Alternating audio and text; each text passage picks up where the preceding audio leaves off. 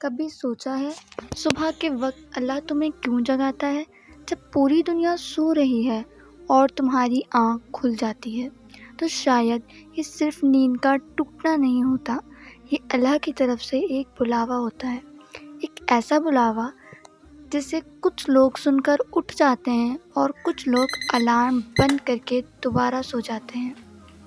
ایک شخص رات کو سویا، صبح فجر کے وقت ہوا، اس کا الارم بجا، اس نے آنکھ کھولی، لیکن دل نے کہا اب بھی بہت نیند آ رہی ہے، تھوڑی دیر اور سو جاتا ہوں۔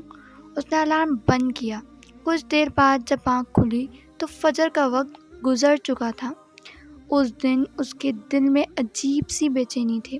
اس نے سوچا میں دنیا کے کاموں کے لیے فوراً اٹھ جاتا ہوں، لیکن جب میرے رب نے مجھے بلایا تو میں سویا رہا۔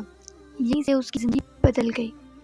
اس نے فیصلہ کیا کہ اب فجر کو صرف ایک نماز نہیں، اللہ کا بلاوا سمجھے۔ رسول اللہ صلی اللہ علیہ وسلم نے فجر کی نماز کی اہمیت بیان فرمائی، اور صحیح مسلم کی روایت میں آتا ہے کہ جو شخص فجر پڑھتا ہے وہ اللہ کی حفاظت میں ہوتا ہے۔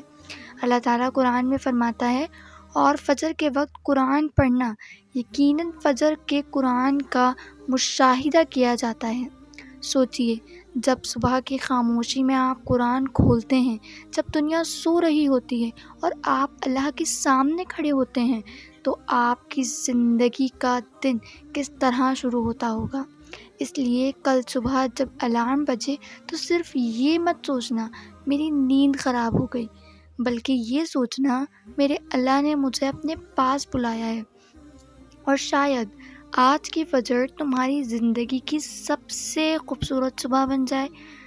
اگر آپ بھی فجر کی پابندی کی کوشش کر رہے ہیں تو کمنٹ میں صرف لکھیں، یا اللہ مجھے فجر کا پابند بنا دے۔ آمین۔